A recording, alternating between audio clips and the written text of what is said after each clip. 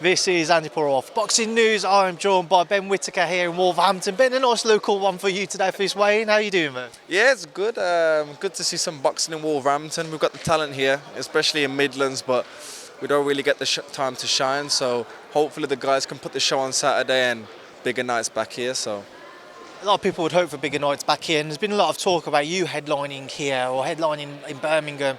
Is there a frustration that maybe you wasn't quite ready to box on this card? Yeah and no.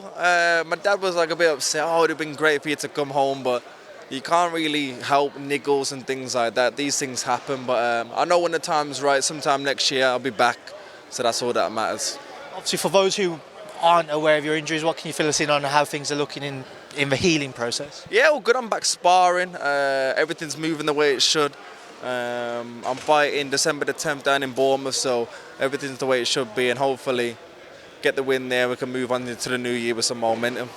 So on that December 10th show, we haven't had an announcement of your opponent yet. Do you know who he is going to be? No idea, man. We'll get you in there if we need be, man. You know what? Frank Warren was saying to me yesterday he wants me to step in if Miller can't fight Dubois, so everybody wants me. You must have the fighter's luck, man.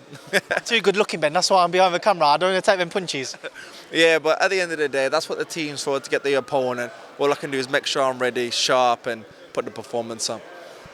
When you assess kind of your journey so far, I imagine you'd have thought it'd been very different, a lot more active, maybe a bit further along with your career where you're at in terms of titles and what have you. Is that frustration lingering at all? Yeah, it's a bit of a nuisance. Bloody hell. There's always niggles, there's this, that. It's very unlucky at the moment. I'm built like the bloody Tin Man. But at the end of the day, these things happen. I just got to make sure I keep my eyes on the prize, know where I need to be, do the rehab, do everything I'm supposed to be doing, and then hopefully with the momentum next year we can pick up where we're supposed to be. But as a top level athlete, pushing yourself all the time, these things do happen. How does 2024 play out for you, Ben, in the ideal world?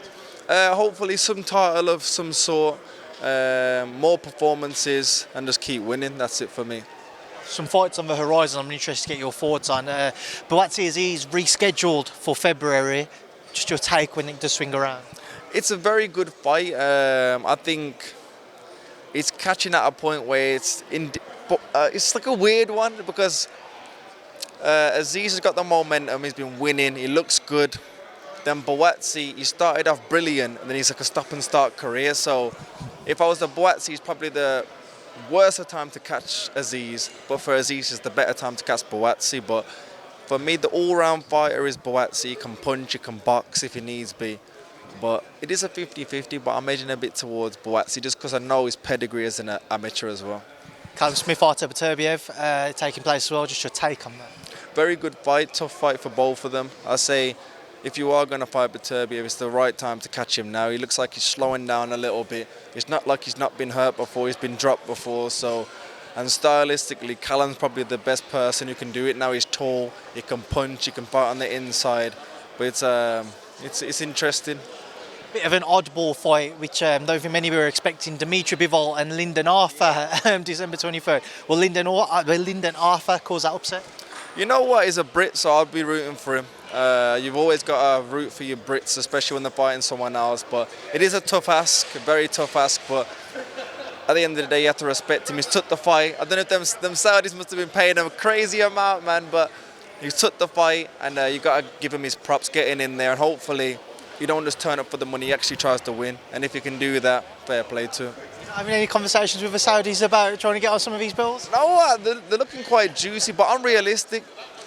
The Lindens, they're fighting for world titles. Everybody's fighting for world titles. And they're going to put me on there for an 8-rounder, 10-rounder against a nobody or something like that. Unrealistic, but down the line, I'd love to be on a show like that fighting for a world title. I think it would be sick.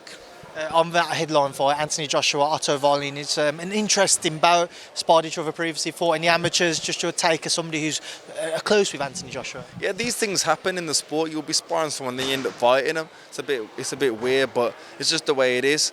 AJ's beat him twice, but that means nothing when you're professional. But there's something about AJ. He looked a bit angry on that press conference. I kind of liked it, but hopefully he doesn't take that into the fight. But I think he did well against Usyk in the second fight, and I think he'll line Wallin up and probably get him out there in the later rounds. It's been reported that he's teamed up with Ben Davison for this fight, and he may revisit going back out to America to train with Derek James beyond it. But what's your thoughts on that move? It's a good move. I really like Ben Davison. He looks like he breaks down his opponents. He's done work with the Devin Haneys. The little group he's got now is a really good group. So I think AJ's going into a camp where there's hungry fighters. They're all learning off each other, and that's probably what he needs. You mentioned Devin Haney, Haney-Prograis. Your thoughts? You know what? I do like Prograis. The way he's talking, it's been quite funny. But I just think stylistically, it'll be a unanimous point decision to Devin Haney. I think he'll just box him, keep him long, tie him up when he's close, and he'll go to points. Just final one on upcoming events and bouts I want to get your thoughts on. Next weekend, someone you never know, at some point you might cross paths with, David Benavidez and Demetrius Andrade. How do you see that fight playing out? That's a very good fight because, was it Boo Boo? He's very awkward. He's a very awkward style, and nobody really wanted to touch him. And you have to say fair play to Benavidez to go into that fight because he's probably a fight he didn't need to take. But that's what I like about Benavidez. He wants the best. He wants to prove a point. And I just think he'll work him down, break him down, and probably get him out there late. But Boo Boo can fight, so it is a tough ask. So just the final one, we know that obviously you train with Sugar Hill, Tyson Fury is going to be preparing now for that Alexander Usyk fight. How will your camp look moving forwards in terms of crossing over? Yeah, it'd be good. I know Sugar will obviously be up in Morecambe, so if I can get up there, train alongside the likes of a Tyson Fury, so what a champion goes through day in, day out, it's only going to benefit my game, so it'd be good to be around those type of people. Who wins Fury Usyk? Very tough ask. I think if you watch the Dubois fight, Dubois did really well. As a tall heavyweight, strong heavyweight, you need to put your weight onto a Usyk. Don't let him dance around and box you. And I think that would be the game plan for a Fury. If I was Fury, I'd go in there, use my weight, take the jabs, take the little backhands for the later rounds to wear him down. But you never know. He might try and come out and match his speed. You know what Fury's like. Ben, you're weeks away from your return. I'm going to leave a final message to yourself. But everybody's waiting to see you back in the ring. Everybody wants to see you active. What are you going to leave on? You know what I do. You know what I do when I get in there. I'll put a performance on. I'm training hard as it is now, and I'm looking forward to grace the ring again. And we'll try and warm up Bournemouth because I know it's going to be cold. All right, Ben, I appreciate your time. Obviously, good luck with the rest of camp and see you soon. Awesome, man. Thank you.